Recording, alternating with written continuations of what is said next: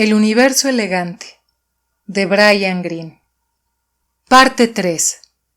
La sinfonía cósmica. Capítulo 6. Solo música.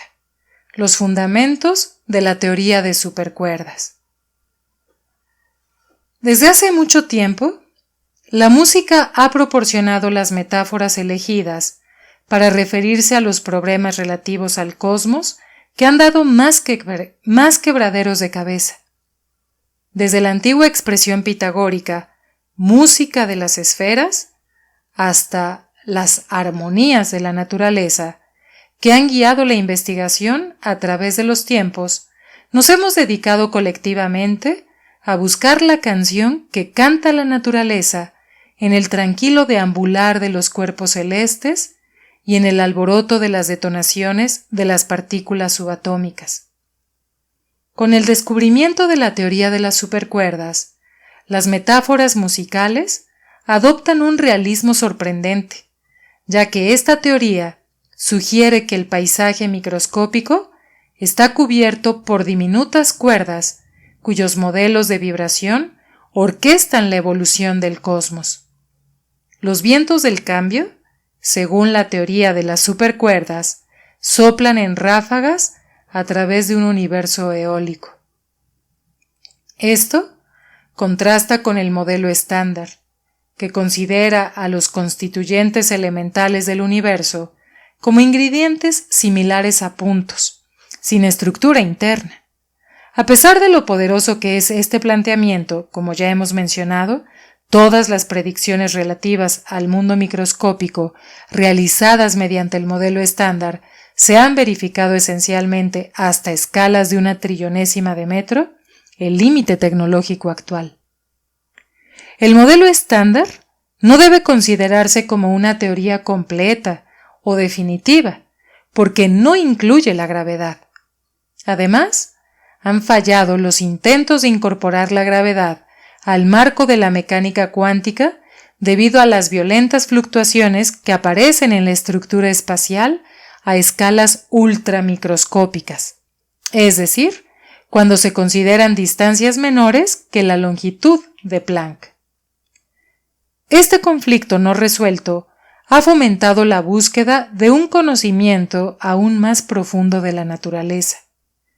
En 1984, los físicos Michael Green, entonces en el Queen Mary College, y John Schwartz, del California Institute of Technology, proporcionaron la primera prueba convincente de que la teoría de las supercuerdas, o teoría de cuerdas para abreviar, podría aportar este conocimiento.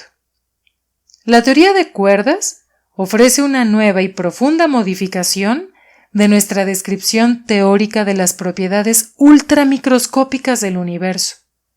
Una modificación que, como fueron constatando los físicos lentamente, altera la relatividad general de Einstein justo de la manera precisa para hacerla totalmente compatible con las leyes de la mecánica cuántica. Según la teoría de cuerdas, los componentes elementales del universo no son partículas puntuales, sino diminutos filamentos unidimensionales, algo así como tiras de goma infinitamente delgadas, que vibran de un lado para otro. Pero hay que evitar que este nombre nos pueda inducir a engaño. A diferencia de un trozo ordinario de cuerda, que está compuesto de moléculas y átomos, se supone que las cuerdas de la teoría de cuerdas están en una ubicación profunda en lo más interno de la materia. La teoría plantea que son unos componentes microscópicos que constituyen las partículas de las que están formados los propios átomos. Las cuerdas de la teoría de cuerdas son tan pequeñas, su longitud media es aproximadamente la longitud de Planck, que parecen puntos incluso cuando son examinadas con los instrumentos más potentes. La simple sustitución de las partículas puntuales por ramales de cuerda como componentes fundamentales de cualquier cosa tiene unas consecuencias de largo alcance. En primer lugar, y ante todo, la teoría de cuerdas parece resolver el conflicto entre la relatividad general y la mecánica cuántica. Como veremos más adelante, la naturaleza espacialmente alargada de una cuerda es el nuevo elemento crucial que permite crear un marco armonioso único que incorpora ambas teorías. En segundo lugar, la teoría de cuerdas proporciona una teoría auténticamente unificada, ya que se propone que toda la materia y todas las fuerzas surgen a partir de un componente básico, las cuerdas oscilantes. Finalmente, como se explicará de una manera más completa en capítulos posteriores, además de estos logros notables, la teoría de cuerdas, una vez más, cambia radicalmente nuestra manera de entender el espacio-tiempo. Una breve historia de la teoría de cuerdas. En 1968, un joven físico teórico llamado Gabriel Veneciano se esforzaba por encontrar un sentido lógico para varias propiedades de la fuerza nuclear fuerte observadas experimentalmente. Veneciano, que entonces era un investigador del CERN, el Laboratorio Europeo de Aceleración de Partículas de Ginebra, Suiza, había trabajado durante varios años en distintos aspectos de este problema, hasta que un día tuvo una revelación impactante. Para su sorpresa, se dio cuenta de que una esotérica fórmula inventada 2 siglos antes, con fines meramente matemáticos, por el renombrado matemático suizo Leonhard Euler, la llamada función beta de Euler, parecía ajustarse de un golpe a la descripción de numerosas propiedades de partículas que interaccionan fuertemente entre sí. La observación de Veneciano proporcionó una poderosa envoltura matemática para muchas características de la fuerza nuclear fuerte y puso en marcha un intenso frenesí de investigaciones encaminadas hacia la utilización de la función beta de Euler y diversas generalizaciones de esta para describir la enorme cantidad de datos que se estaban recogiendo en varios colisionadores de partículas atómicas repartidos por todo el mundo. Sin embargo, la observación de Veneciano era en un sentido incompleta, como una fórmula memorizada usada por un estudiante sin entender su significado o su justificación. La función beta de Euler parecía funcionar, pero nadie sabía por qué. Era una fórmula en busca de su explicación. Esto cambió en 1970, cuando los trabajos de Yoichiro Nambu, de la Universidad de Chicago, Holger Nielsen, del Niels Bohr Institute, y Leonard Susskind, de la Universidad de Stanford, revelaron los principios físicos, hasta entonces desconocidos, que se ocultaban detrás de la fórmula de Euler. Estos físicos demostraron que si se construía un modelo de partículas elementales, considerándolas como pequeñas cuerdas vibradoras unidimensionales, sus interacciones nucleares se podían describir con toda exactitud mediante la función de Euler. Según su razonamiento, si los trozos de cuerda eran suficientemente pequeños, podrían seguir pareciendo partículas puntuales y, por consiguiente, podrían ser coherentes con las observaciones experimentales. Aunque esto proporcionaba una teoría intuitivamente sencilla y satisfactoria, no tardó mucho tiempo en llegar la demostración de que la descripción de la fuerza nuclear fuerte mediante cuerdas fallaba. A principios de la década de 1970, unos experimentos con altas energías, capaces de comprobar el mundo subatómico más a fondo, demostraron que el modelo de cuerdas realizaba cierto número de predicciones en contradicción directa con las observaciones.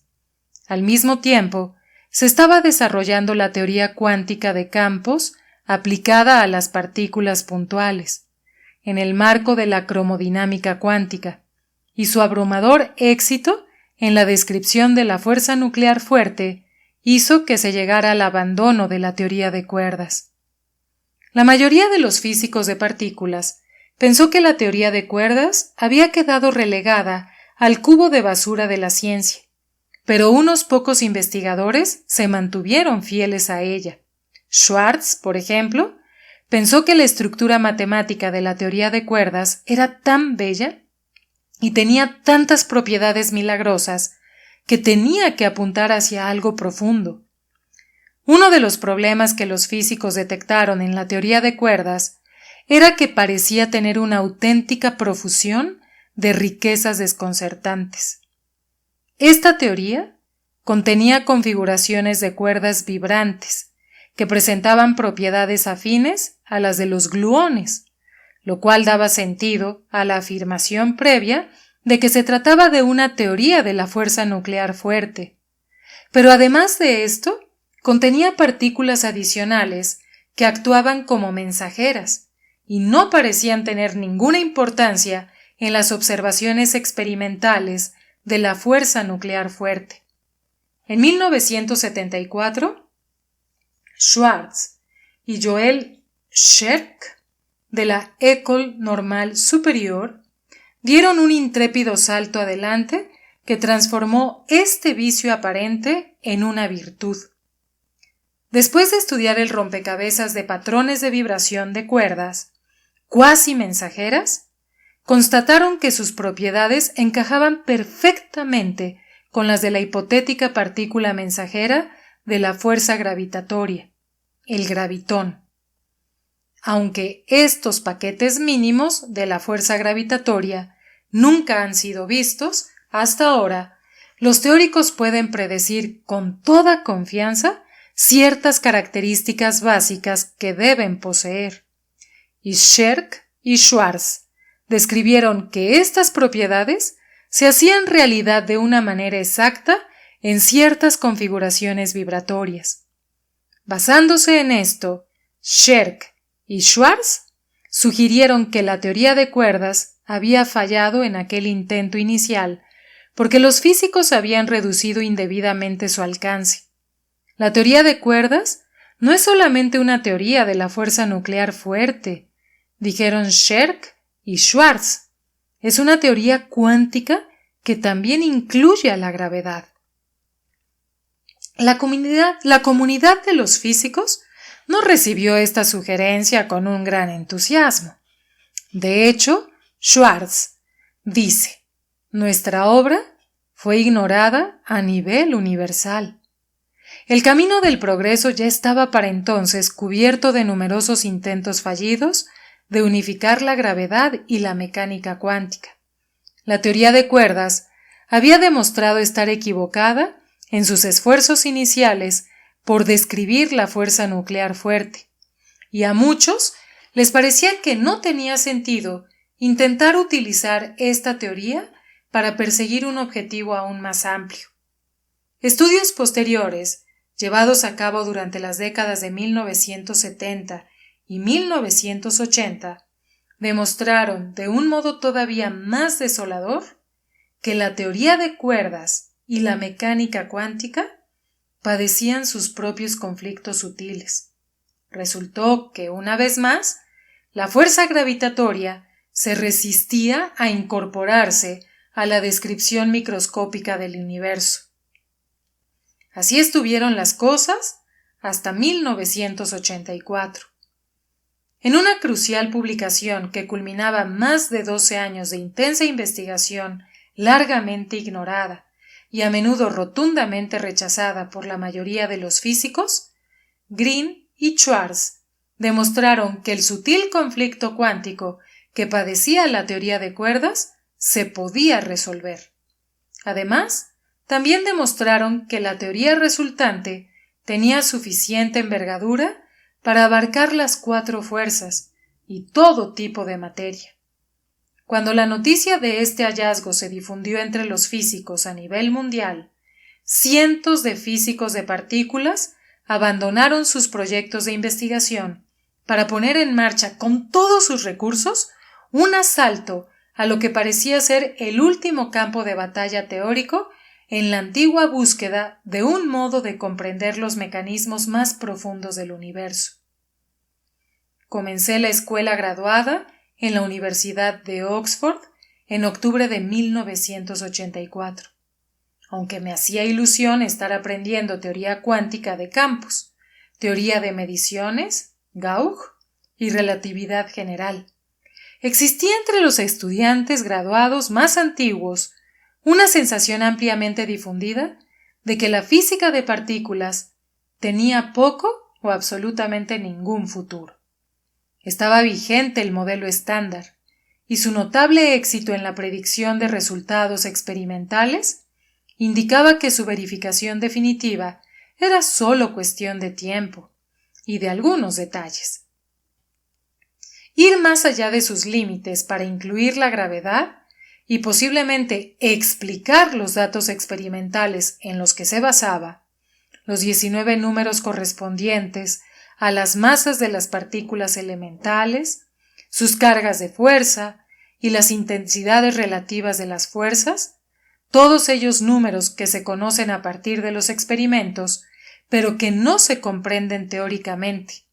Una tarea tan desalentadora que todos, salvo los físicos más intrépidos, se echaban atrás ante semejante desafío. Sin embargo, 6 meses más tarde, se produjo un vuelco total en el ambiente. El éxito de Green y Schwarz fue un chorro que llegó finalmente incluso hasta los estudiantes graduados de primer curso, y la apatía anterior fue barrida por una sensación electrizante de estar viviendo desde dentro un momento decisivo en la historia de la física. Como consecuencia, varios de nosotros empezamos a trabajar todas las horas del día y de la noche en un intento de llegar a dominar las amplias áreas de física teórica y matemáticas abstractas que eran requisito indispensable para comprender la teoría de cuerdas. El periodo comprendido entre 1984 y 1986 se conoce como la primera revolución de las supercuerdas. Durante estos 3 años, físicos de todo el mundo escribieron más de 1000 publicaciones de investigación sobre la teoría de cuerdas.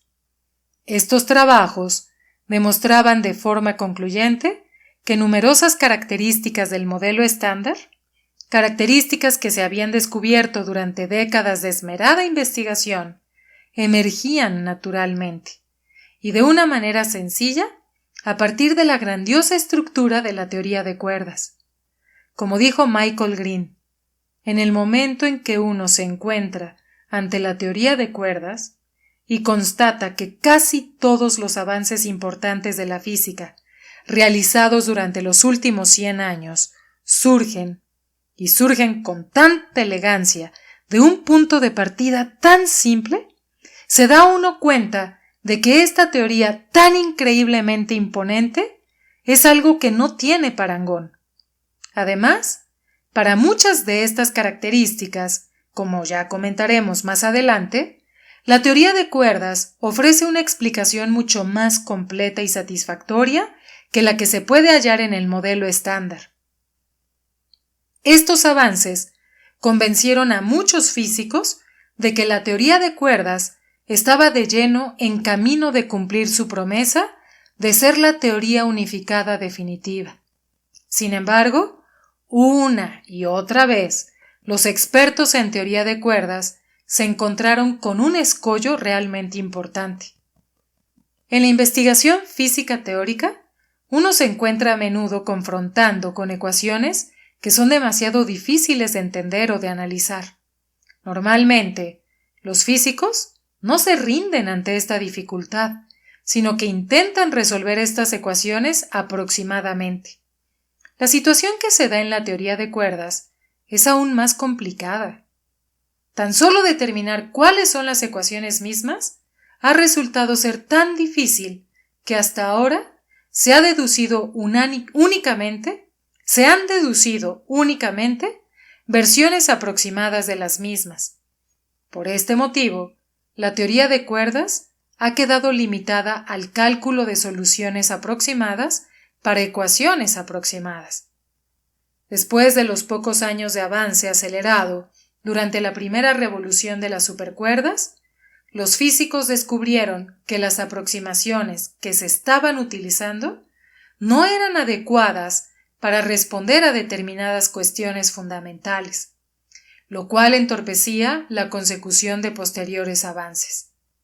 Sin propuestas concretas para ir más allá de los métodos aproximados, muchos físicos que trabajaban en la teoría de cuerdas acabaron frustrados y volvieron a sus líneas de investigación anteriores.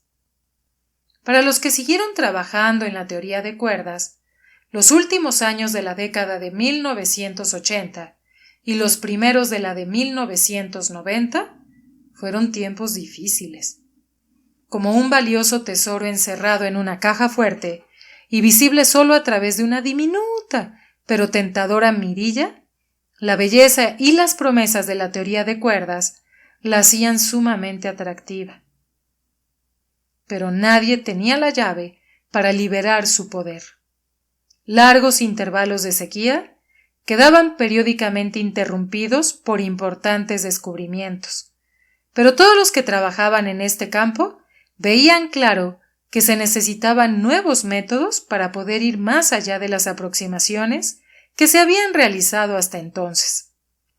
Fue entonces cuando, durante el Congreso sobre Cuerdas, Strings 1995, en una emocionante conferencia pronunciada en la Universidad del Sur de California, una conferencia que asombró a una embelesada audiencia formada por los físicos más relevantes del mundo, Edward Witten anunció un plan para dar el siguiente paso, poniendo así en marcha la segunda revolución de las supercuerdas. Los expertos en teoría de cuerdas están trabajando arduamente para poner a punto una serie de métodos nuevos que prometen superar los obstáculos teóricos con los que se habían encontrado anteriormente. Las dificultades que entraña este camino pondrán a prueba seriamente el potencial técnico de los expertos en teoría de las supercuerdas que trabajan actualmente en el mundo, pero puede que finalmente se esté haciendo visible la luz al final del túnel, aunque todavía quede muy distante. En este capítulo y en varios de los capítulos siguientes, explicaremos los conocimientos sobre teoría de cuerdas que surgieron durante la primera revolución de las supercuerdas, así como los trabajos posteriores realizados con anterioridad a la segunda revolución de las supercuerdas. De vez en cuando, mencionaremos nuevos descubrimientos surgidos durante esta segunda revolución. La explicación de estos avances más recientes llegará en los capítulos 12 y 13. ¿Los átomos griegos otra vez? Como ya hemos mencionado al principio de este capítulo, y tal como se representa en la figura 1.1, la teoría de cuerdas afirma que si las supuestas partículas puntuales del modelo estándar se pudieran examinar con una precisión que está significativamente más allá de nuestra capacidad actual, se vería que cada una de ellas está formada por un único y diminuto bucle de cuerda que realiza oscilaciones. Por razones que quedarán claras más adelante, la longitud de uno de estos bucles de cuerda normales es aproximadamente igual a la longitud de Planck, es decir, alrededor de 100 trillones de veces, 10 a la 20, menor que el núcleo de un átomo. No es de extrañar que los experimentos actuales sean incapaces de resolver la naturaleza filamentosa microscópica de la materia. Las cuerdas son diminutas, incluso en relación con las escalas que se establecen para las partículas subatómicas. Necesitaríamos un acelerador que pudiera unir de golpe fragmentos de materia utilizando energías que serían algunos miles de billones de veces más potentes que las disponibles en cualquier acelerador construido hasta ahora, para poder poner de manifiesto directamente que una cuerda no es una partícula puntual. Describiremos brevemente las asombrosas implicaciones que se producen como consecuencia de sustituir partículas puntuales por cuerdas, pero planteemos primero una cuestión más básica. ¿De qué están hechas las cuerdas? Hay dos respuestas posibles a esta pregunta. En primer lugar, las cuerdas son verdaderamente fundamentales. Son átomos, es decir, componentes indivisibles en el sentido más auténtico de la palabra griega, tal como la utilizaran los antiguos griegos. Como componentes absolutamente mínimos de cualquier cosa, representan el final de la línea, la última de las muñecas rusas llamadas matrioscas, en las numerosas capas de subestructuras dentro del mundo microscópico. Desde este punto de vista, aunque las cuerdas tienen una extensión espacial, la cuestión de su composición no tiene ningún sentido.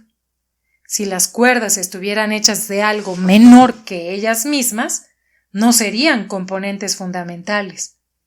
En este caso, aquello que formara las cuerdas las desplazaría inmediatamente y estaría en su derecho de ser considerado como un componente aún más básico del universo. Utilizando nuestra analogía lingüística, los párrafos están hechos de frases, las frases están hechas de palabras y las palabras están formadas por letras. ¿Qué cosa forma una letra? Desde el punto de vista lingüístico, este es el final de la línea. Las letras, son los bloques fundamentales que constituyen el lenguaje escrito. No hay ninguna subestructura más allá de ellas. No tiene sentido cuestionarse su composición. De un modo similar, una cuerda es sencillamente una cuerda, puesto que no hay nada más fundamental. No se puede decir que esté compuesta por ninguna otra sustancia. Esta es la primera respuesta. La segunda se basa en el simple hecho de que todavía no sabemos si la teoría de cuerdas es correcta, ni si es la teoría definitiva sobre la naturaleza. Si la teoría de cuerdas está realmente fuera de la realidad, entonces podemos olvidar las cuerdas y la cuestión irrelevante acerca de su composición. Aunque esto es una posibilidad, la investigación que se está llevando a cabo desde mediados de la década de 1980 indica de manera abrumadora que es altamente improbable. Sin embargo, la historia nos ha enseñado, desde luego, que cada vez que profundizamos en el conocimiento del universo, encontramos componentes microscópicos aún más pequeños que constituyen un nivel todavía más profundo de la materia. Además, en caso de que la teoría de cuerdas no sea la teoría definitiva, otra posibilidad es que las cuerdas sean una capa más de la cebolla cósmica, una capa que se hace visible a la escala de la longitud de Planck, aunque no sea la última capa.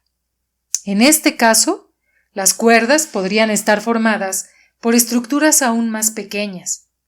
Los expertos en teoría de cuerdas han planteado y continúan investigando esta posibilidad. Hasta la fecha, en algunos estudios teóricos, existen indicios intrigantes de que las cuerdas podrían tener otra subestructura, pero por ahora no hay ninguna prueba definitiva de esto. Solo el tiempo y una intensa investigación dirán la última palabra con respecto a esta cuestión. Aparte de unas pocas especulaciones que aparecen en los capítulos 12 y 15, a efectos de la discusión que aquí vamos a realizar, planteamos las cuerdas de la manera propuesta en la primera respuesta, es decir, consideraremos que las cuerdas son los componentes más fundamentales de la materia.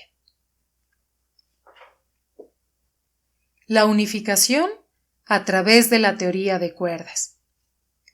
Además de su incapacidad para incorporar la fuerza de la gravedad, el modelo estándar tiene otro defecto.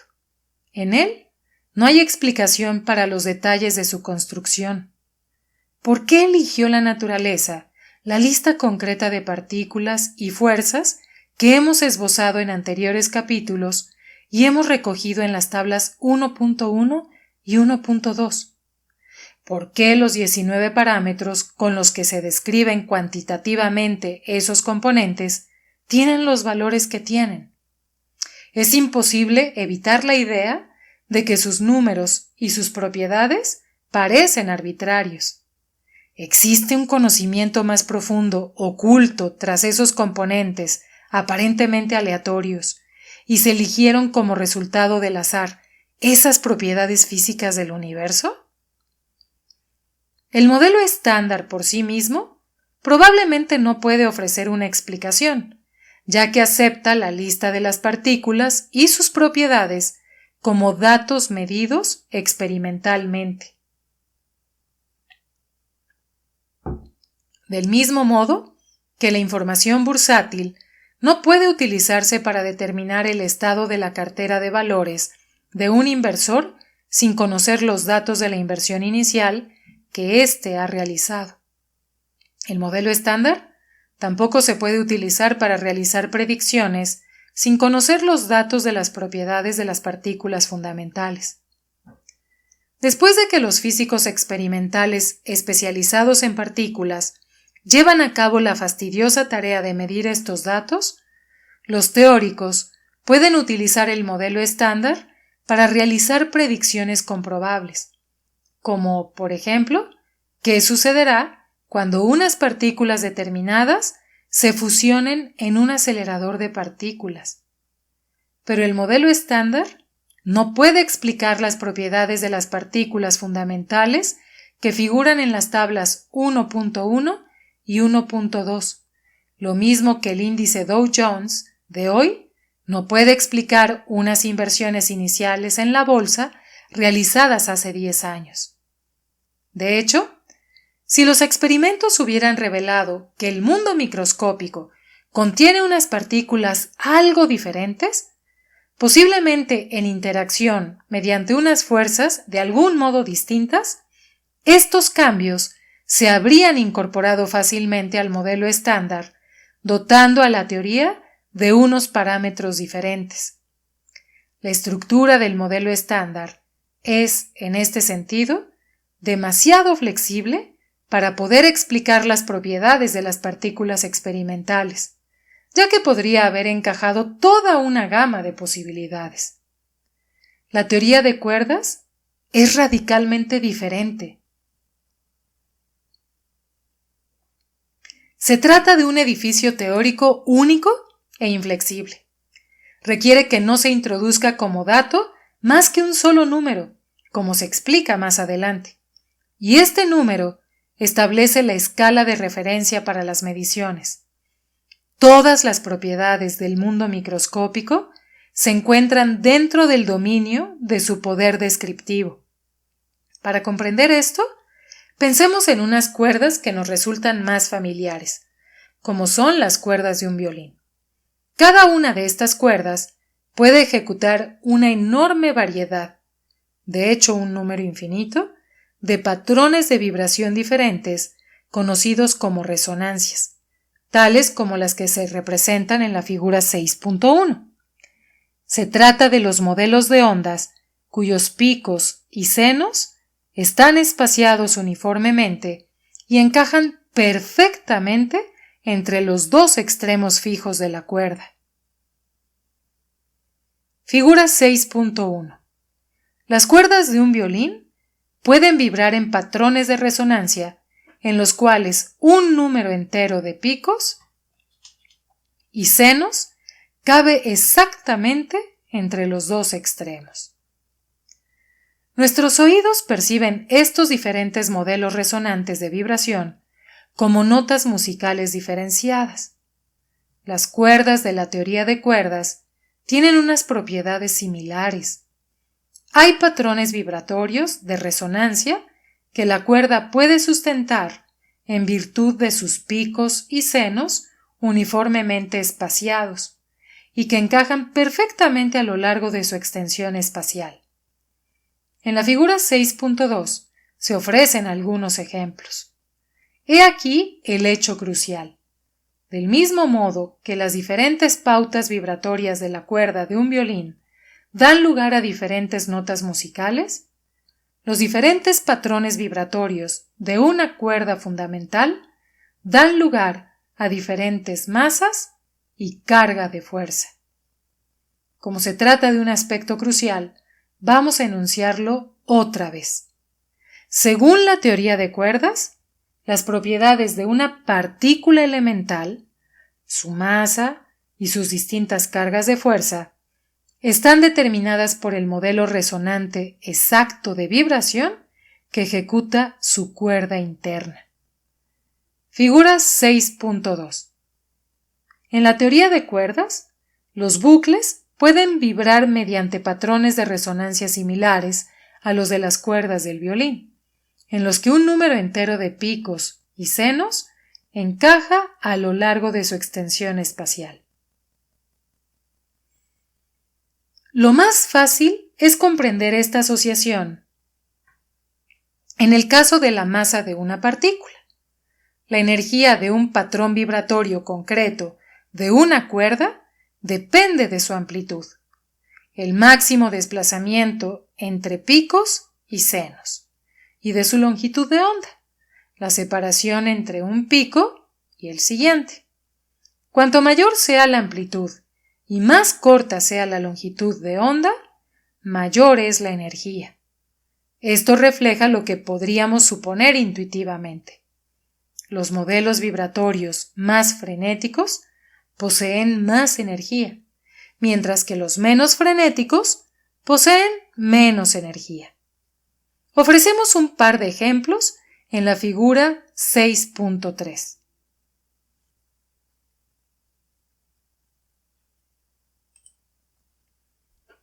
Esto también nos resulta familiar, ya que cuando las cuerdas de un violín se pulsan más vigorosamente, vibran de un modo más intenso, mientras que si se pulsan con más cautela, vibran más despacio. Ahora bien, a partir de la relatividad especial, sabemos que la energía y la masa son dos caras de la misma moneda. Más energía significa más masa y viceversa. En este sentido, según la teoría de cuerdas, la masa de una partícula elemental está determinada por la energía del modelo vibratorio de su cuerda interna. Las partículas que son más pesadas tienen cuerdas internas que vibran más energéticamente, mientras que aquellas partículas que son más ligeras tienen cuerdas internas que vibran menos energéticamente. Figura 6.3. Los patrones vibratorios más frenéticos tienen más energía que los menos frenéticos. Dado que la masa de una partícula determina sus propiedades gravitatorias, vemos que existe una relación directa entre el modelo de vibración de la cuerda y la respuesta de la partícula ante la fuerza de la gravedad. Aunque el razonamiento correspondiente es algo más abstracto, los físicos han descubierto que existe un alineamiento similar entre otros aspectos del patrón vibratorio de una cuerda y sus propiedades con respecto a otras fuerzas. Por ejemplo, la carga eléctrica, la carga débil y la carga fuerte que transporta una cuerda concreta, están determinadas por el modelo exacto de vibración de dicha cuerda. Además, es aplicable exactamente la misma idea a las propias partículas mensajeras. Partículas tales como los fotones, los bosones Gauge débiles y los gluones son otros modelos resonantes de vibración de cuerdas. Y algo que es especialmente importante, entre los modelos vibratorios de las cuerdas, hay uno que encaja perfectamente con las propiedades del gravitón, lo cual permite asegurar que la gravedad es una parte integral de la teoría de cuerdas. Por lo tanto, vemos que, según la teoría de cuerdas, las propiedades observadas con respecto a cada partícula elemental surgen del hecho de que su cuerda interior está sometida a un patrón vibratorio de resonancia concreto. Este punto de vista difiere claramente del expuesto por los físicos antes del descubrimiento de la teoría de cuerdas. Según el punto de vista anterior, las diferencias entre las partículas fundamentales se explicaban diciendo que, en efecto, cada tipo de partícula estaba configurada por un tejido diferente, aunque cada partícula se consideraba elemental. Se pensaba que era diferente el tipo de material de cada una. El material del electrón, por ejemplo, poseía carga eléctrica negativa, mientras que el material del neutrino no tenía carga eléctrica. La teoría de cuerdas altera esta imagen radicalmente cuando afirma que el material de toda la materia y de todas las fuerzas es el mismo. Cada partícula elemental está formada por una sola cuerda, es decir, cada partícula individual es una cuerda individual, y todas las cuerdas son absolutamente idénticas. Las diferencias entre las distintas partículas surgen debido a que sus cuerdas respectivas están sometidas a patrones vibratorios de resonancia diferentes. Lo que se presenta como partículas elementales diferentes son en realidad las distintas notas que produce una cuerda fundamental. El universo, que está compuesto por un número enorme de esas cuerdas vibrantes, es algo semejante a una sinfonía cósmica. Este panorama general muestra cómo la teoría de cuerdas ofrece un marco unificador realmente maravilloso. Cada partícula de la materia y cada transmisor de fuerza consiste en una cuerda cuyo patrón de vibración es su huella dactilar. Dado que todo suceso, proceso o acontecimiento físico del universo se puede describir a su nivel más elemental, en términos de fuerzas que actúan entre esos constituyentes materiales elementales, la teoría de cuerdas ofrece la promesa de una descripción única, global y unificada del universo físico. Una teoría de todas las cosas. T-O-E. Theory of Everything. La música de la teoría de cuerdas.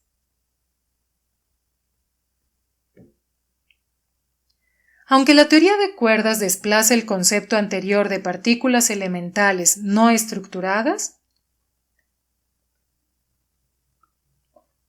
el viejo lenguaje se resiste a morir, especialmente cuando proporciona una exacta descripción de la realidad hasta la más diminuta de las escalas de distancias.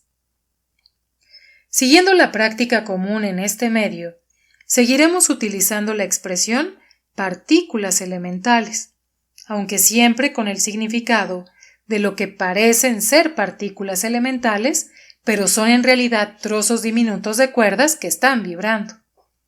En la sección anterior, proponíamos la idea de que las masas y las cargas de fuerza de estas partículas elementales son el resultado del modo en el que sus respectivas cuerdas están vibrando. Esto nos lleva a la siguiente conclusión. Si podemos desarrollar con precisión los posibles patrones vibratorios de resonancia de las cuerdas fundamentales, las notas, por decirlo así, que pueden tocar, seremos capaces de explicar las propiedades que se han observado en las partículas elementales. En consecuencia, por primera vez, la teoría de cuerdas establece un marco para la explicación de las propiedades de las partículas que se detectan en la naturaleza.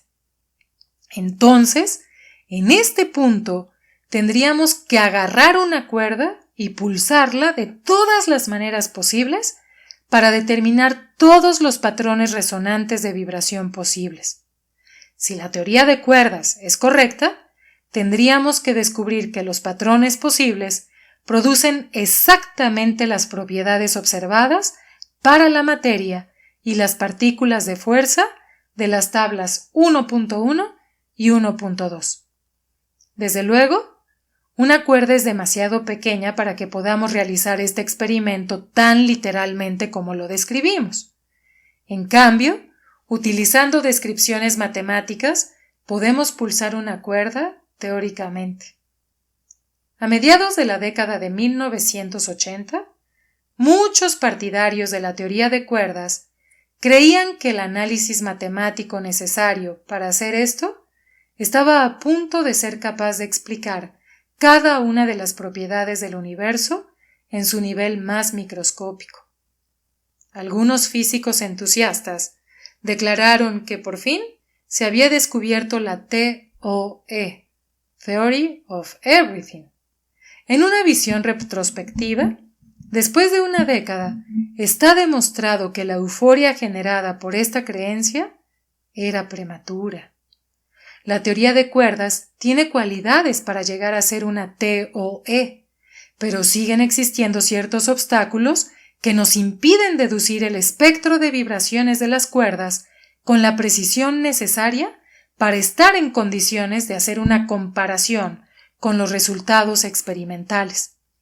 Por consiguiente, en el momento actual, no sabemos si las características fundamentales de nuestro universo, resumidas en las tablas 1.1 y 1.2, se pueden explicar mediante la teoría de cuerdas. Como veremos en el capítulo 9, bajo ciertas hipótesis que detallaremos claramente, la teoría de cuerdas puede dar lugar a un universo con propiedades que están cualitativamente de acuerdo con los datos conocidos sobre partículas y fuerzas. Pero extraer predicciones numéricas detalladas a partir de la teoría está actualmente más allá de nuestras posibilidades. Así, aunque el marco de la teoría de cuerdas, a diferencia del modelo estándar de las partículas puntuales, es capaz de explicar por qué las partículas y las fuerzas tienen las propiedades que tienen, hasta ahora no hemos podido deducir esta explicación. Sin embargo, lo que llama la atención es que la teoría de cuerdas es tan rica y tiene tanto alcance que incluso aunque todavía no podamos determinar la mayoría de las propiedades con detalle, nosotros somos capaces de hacernos una idea sobre la enorme cantidad de fenómenos físicos nuevos que se deducen de esta teoría, como veremos en los próximos capítulos. En los capítulos siguientes, comentaremos también con cierto detalle la situación en que se encuentran los obstáculos existentes, pero lo más instructivo es comprenderlos primero a un nivel general. Las cuerdas que se encuentran en el mundo que nos rodea se presentan con distintas tensiones. Por ejemplo, el cordón que ata unos zapatos está habitualmente bastante flojo en comparación con la cuerda que se sujeta en un violín de un extremo al otro. Ambos, a su vez, están sujetos con una tensión mucho menor que las cuerdas metálicas de un piano. El número que requiere la teoría de cuerdas para establecer su escala general es la tensión correspondiente a cada uno de sus bucles. ¿Cómo se determina esta tensión? Bueno, si pudiéramos pulsar una cuerda fundamental, conoceríamos algo sobre su rigidez, y de esta manera podríamos medir su tensión de una forma parecida a como se mide en otras cuerdas que nos resultan más familiares en la vida cotidiana. Pero, dado que las cuerdas fundamentales son tan diminutas, este planteamiento no se puede aplicar, por lo que se necesita un método más indirecto. En 1974, cuando Scherk y Schwarz propusieron que un patrón concreto de vibración de cuerdas fuera la partícula llamada gravitón, pudieron valerse de este planteamiento indirecto y así predecir la tensión de las cuerdas dentro de la teoría de cuerdas. Sus cálculos pusieron de manifiesto que la intensidad de la fuerza transmitida por el propuesto patrón de vibración de cuerda del gravitón era inversamente proporcional a la tensión de la cuerda en cuestión. Dado que se supone que el gravitón transmite la fuerza gravitatoria, una fuerza que es intrínsecamente bastante débil, descubrieron que esto implica una tensión colosal de 1000 billones de billones de billones, es decir, 10 a la 39 de toneladas, la llamada tensión de Planck. Las cuerdas fundamentales son por consiguiente extremadamente rígidas comparadas con otros ejemplos más conocidos. Esto tiene 3 consecuencias importantes.